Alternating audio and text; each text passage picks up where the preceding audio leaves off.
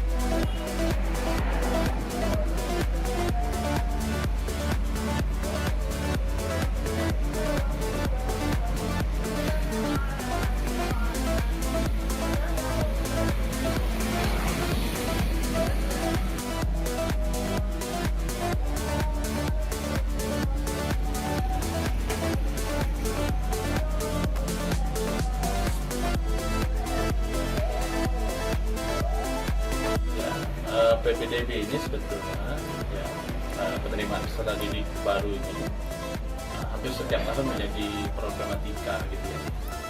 Harusnya PPDB ini juga harus mulai dievaluasi sistem penerimaan ini.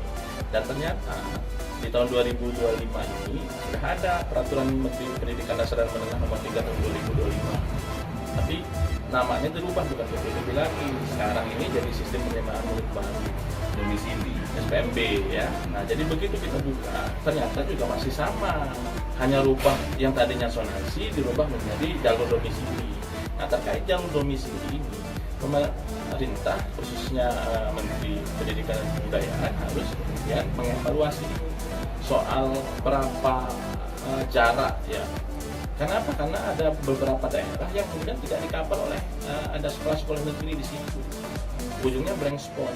Nah, terkait hal ini kita sarankan agar ada upaya untuk merubah peraturan menteri ini, kemudian menyempurnakan dengan perluasan jarak ya, dan kemudian dengan sistem tes kemampuan gitu loh. Jadi sehingga bisa mengakomodir daerah-daerah yang kemudian blank spot yang nggak ada SMA negerinya itu.